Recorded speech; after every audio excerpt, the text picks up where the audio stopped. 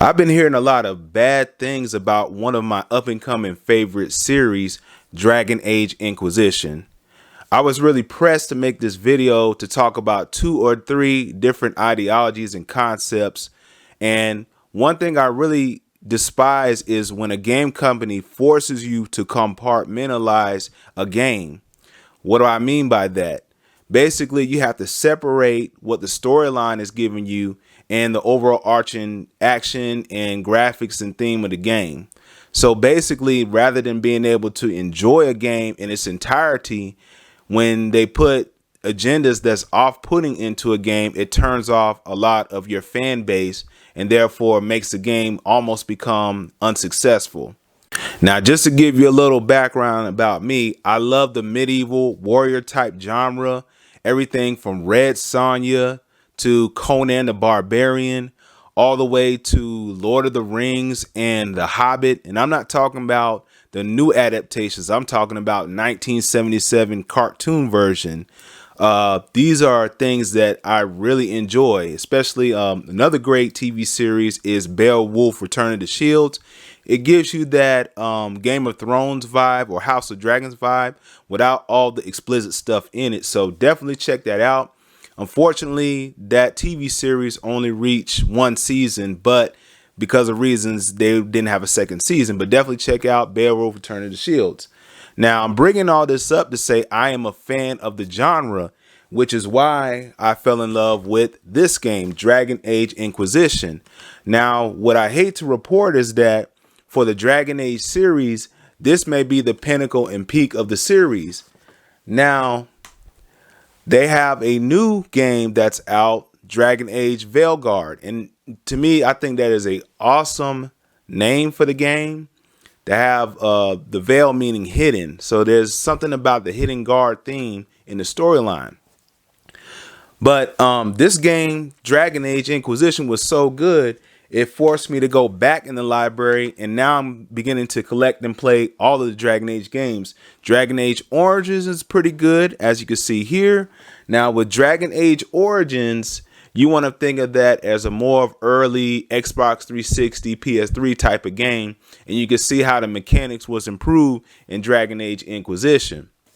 In the beginning of this video, I talked about compartmentalizing, and Bioware, what they have caused us to do in Dragon Age the Veilguard is to actually compartmentalize the game. Why? Because they're trying to push certain agendas that are not an adaptation to the history line of Dragon Age, or that will be historically accurate within a medieval type of game. So, I'm non-binary. What does that mean? It means I don't feel like a man or a woman. If you are neither a man nor a woman, then what are you? Non-binary. I just said, and I'm going to use they instead of she from now on.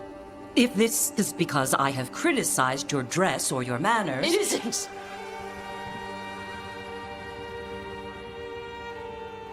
Under the Cune, the term for one whose gender does not match the one given to them at birth was a cunithlock. Perhaps you are like that. Why do you have to keep picking at it? Why can't you just be happy for me? Evatash, Chakra to Ebra. So I'm supposed to struggle with who I am? Even if I don't feel like I fit, even if I feel wrong? No, you misunderstood. Then say it better! Why am I never enough for you? I will go.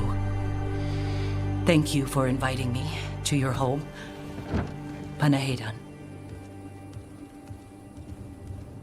So I want to talk about this one thing dealing with games in general is for a game to be good, the player has to enjoy everything about the game, the mechanics, the graphics, how fun the game is to play with others.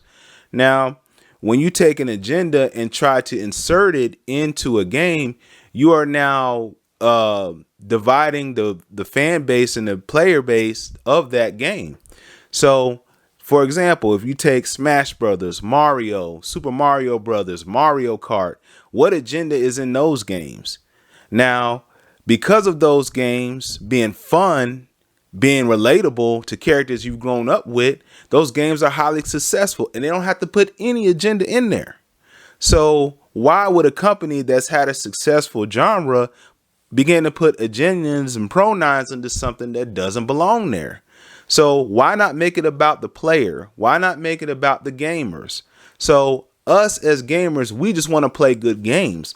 And by adding an agenda to it based on who carries the purse or who has the money to fund the game and the development of the game, and hire these writers for these games, actually ruins the game. My advice to game companies is to stray away from creating some sort of agenda to push a certain narrative. Instead, focus on the characters and the storyline, and don't shove crap into the gamer's face by erasing the whole storyline and adapting a new storyline without nodding or tipping your hat to the old storyline. So from what I heard is they took out half of the lands that you could explore in Dragon Age Inquisition. They took out a lot of the characters that you built relationships and developed with in Dragon Age Inquisition and totally did away with it when the whole storyline was stronger and you could build upon those pillars, but they decided not to do that. Also, there was balance in the characters themselves. So some characters were really funny. Some characters were really strong and brash. And then other characters were either highly intelligent and had thoughtful dialogue within their character development. And what they decided to do was make all the characters monotone and on the same level. So the characters really didn't agree. The characters really didn't disagree. There was no pushback between each character. And that kind of made the game itself boring to play. So when I play Dragon Age the Veilguard, I'm going to have to compartmentalize the game and separate the storyline from the gameplay itself. So I'm going to have to treat it, for example, like Power Rangers. If you think about the Power Rangers series, you have an actual Japanese TV series called Super Sentai. And what the American movie industry did, or TV industry did, was they adapted an American story that Americans could relate to and then added the action of Super Sentai to create Power Rangers. So that's kind of how I'm going to be approaching Dragon Age the Veilguard, because I really fell in love with the character development and the storyline and how customizable it was and all the different things you could do, such as the blacksmithing, such as going on missions and fulfilling orders, and overall fighting dragons and a lot of action within the series itself, being able to switch between characters. I love that aspect of Inquisition. But however, I'm hearing some bad things about Veilguard, and for the price point, and I went ahead and took notes on it, and just the price points here, they have the cheapest price you can get it is a digital on Steam, which is $34.99. PS5 and Xbox One or Xbox Series X, you're going to pay almost $70 for the game. And for PC, it's $59.99. Now they have two collector's edition. I think one is $100 and the other one is $149.99.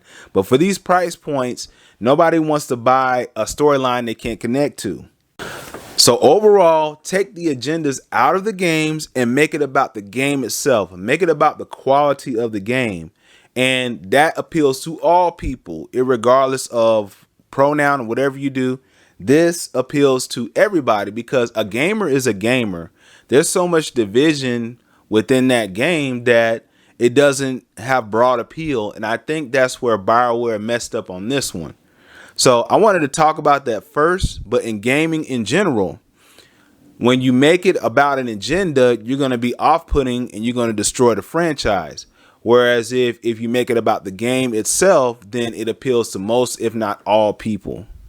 Just to give you some examples, like the JRPG Dragon Quest, especially Dragon Quest 8, you had characters in there that were funny, that there was a lot of comedy in it, you could relate to it, and there was no agenda in the game. And that's when I run into the Gov here. Hold it right there. Who gave you permission to use my bridge then, eh? Permission? Permission? Your bridge lies within my kingdom, you oaf. What are you on about? A creepy old codger like you? A king? Don't make me laugh. I see your mouth is as vulgar as your face. Yes, I'm the king. It was just straight up great storyline, great music, and overall something you could develop and you want to know what happens next. Same regard into one of Bioware's older titles, and this is going into the next topic I want to talk about, is Bioware has lost its way. So here I hold what I consider a masterpiece in the Bioware lineup and library, which is Jade Empire. I thought Master Lee would have your attention for the rest of the day. It is good to see you. I know you haven't had much time for simple sparring. It is too bad. Your fellow students benefit from your experience. A strong opponent is the best trainer. There are a few, but not enough for me to set up some of the more challenging matches that I'm sure you would prefer. There will be more students available later in the day when many of their exercises have concluded. And the characters that you would meet and talk to was awesome because you could see that they had different philosophies and also different mannerisms. And based on how you related to those characters would affect you as a player. One example is the cook in the game was especially funny because he cracked jokes, and depending on what you ate, you could actually die in the game. So it made it actually engaging to talk to a character. Whereas in Bioware's Dragon Age, the Veilguard, it seems as if it's just a monotone thing to where characters are talking to each other and agreeing with whatever agenda they put into the game. That is foul. So with that being said, the game is getting high ratings, but from the player base, it's not so much that they have discrepancy with the graphics. They said the environments are on the level of Sun Wukong. The environments are beautiful. You know, the array of places you can go. They're not complaining about the gameplay, although they say it's more action-based oriented. They say everything has improved in that regard. But as far as the storyline, that basically is what ruined Dragon Age the Veilguard. I would still be playing Dragon Age Veilguard, but I'm going to approach it from a compartmentalized mindset because I don't want to be off-put by the game. Coming back to Dragon Age Inquisition, this game right here is, unfortunately, from a storyline standpoint, I believe it's going to be the peak of this series. I'm going to make sure I have all of the Dragon Age games just from a collector standpoint. When I own it, I'm more than likely going to wait for it to go on discount or come out with a, I guess, greatest hits edition and then get it then. But yeah, I'm going to play it. I'm not biased on something I don't know, but I'm going to come at it with a mindset of what I've reviewed and heard out there about the Veilguard. And I really hate it when companies make it about an agenda and don't pay fan service to the actual gamers themselves. So we started off with a masterpiece with Jade Empire, and then we get into the series, the Dragon Age series, and I feel like it's a great series with a lot of potential. But then we fade off into the Veilguard, and it's a step up to go back 10 years. It took a decade to make the game. Let's see here. Some other notes I took that I wanted to touch on. Yeah, some of my favorite characters from Dragon Age Inquisition was Varric, Dorian, Cassandra. These were characters that you could actually relate to, and they had their own distinct personalities. I'm going to go over in a separate video the launch letter from Bioware themselves about the game and see if we can compare and actually if they delivered based on what they said in the letter.